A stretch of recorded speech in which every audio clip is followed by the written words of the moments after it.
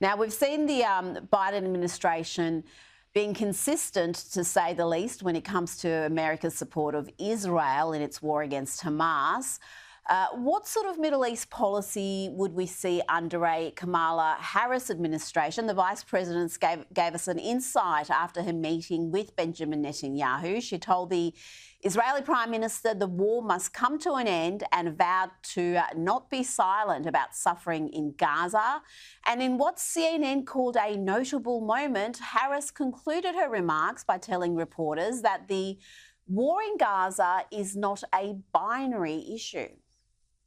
It is important for the American people to remember the war in Gaza is not a binary issue. However, too often the conversation is binary, when the reality is anything but. So I ask my fellow Americans to help encourage efforts to acknowledge the complexity, the nuance, and the history of the region. Let us all condemn terrorism and violence. Let us all do what we can to prevent the suffering of innocent civilians, and let us condemn anti-Semitism, Islamophobia, and hate of any kind. Douglas, what do you make of those comments? I mean, it's first of all, of course, it's tip-top advice from Vice President Harris, isn't it? She said to Benjamin Netanyahu that the war should end. I'm sure that's absolutely fresh to him. He must be surprised that's never occurred to him or anyone in his government. Everybody wants the war to end. But, you know, what is Kamala's plan to get back the hostages, including the American hostages that are held by Hamas and other Islamic militants in Gaza? What's her plan to get them back? She's weirdly silent about it. What is her great expertise in warfare? Or indeed in anything much, to start lecturing an ally that is at war with an enemy that wishes to annihilate it.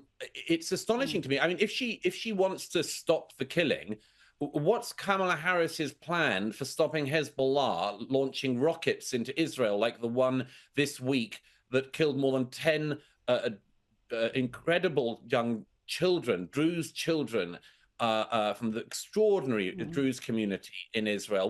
What's her plan to stop Hezbollah rocketing Israeli children when they're playing in a field in northern Israel? What's her plan? I mean, I'd love to know. The truth is, I don't think she knows. One of the things, by the way, you can also always tell when somebody really hasn't studied any complex issue is saying banalities like, this is not a binary issue. Actually, parts of this are very binary. You're either with Israel or you're with Hamas. You either want Hamas to be defeated or you want Israel to be defeated.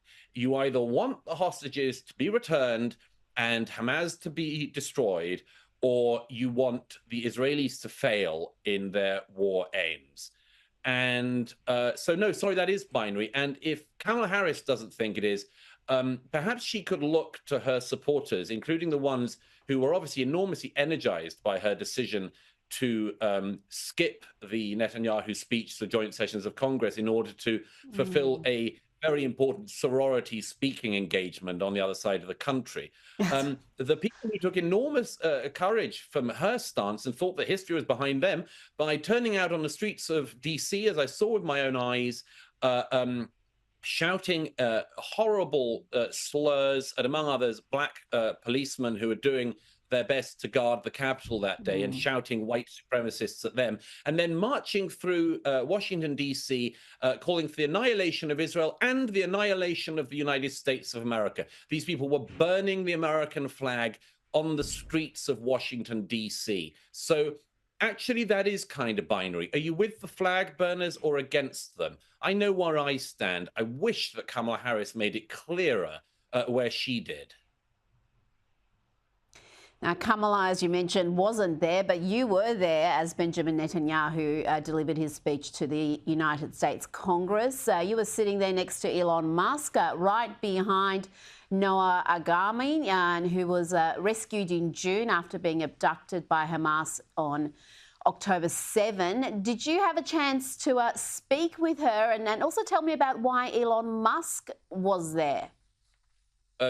both Elon Musk and I were invited as guests of the Prime Minister, and it was my enormous honor to sit there among the some of the hostage families, people still waiting for their loved ones to be returned, among families who have lost loved ones in Gaza, people who have had their relatives kidnapped and killed in Gaza, and also, of course, the remarkable Noah.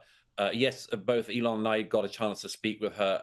It was enormously powerful. I mean, here was a beautiful young woman abducted from the Nova Music Festival, had obviously lost many of her friends, had been held for months in the most appalling circumstances, and was only released not through any act of nature or desire of and call of Kamala Harris or anyone else, but by brave members of the IDF who went into Gaza on an extraordinary rescue mission to rescue her and 3 other hostages some weeks back. And of course, a member of the IDF was killed in that rescue operation. She's a remarkable young woman, and you know, it's just when we first saw that footage of her being taken away in absolute terror on the back of a motorcycle, I think many people fear they wouldn't see her again. But you know, she's a remarkable young woman, and she's back with her family and back with her loved ones. And I hope that happens for all the other hostages who are still being held and who the world seems to have forgotten about. Well said, Douglas Murray. Thank you so much for your time this evening. Great pleasure as always, Rita. Thank you.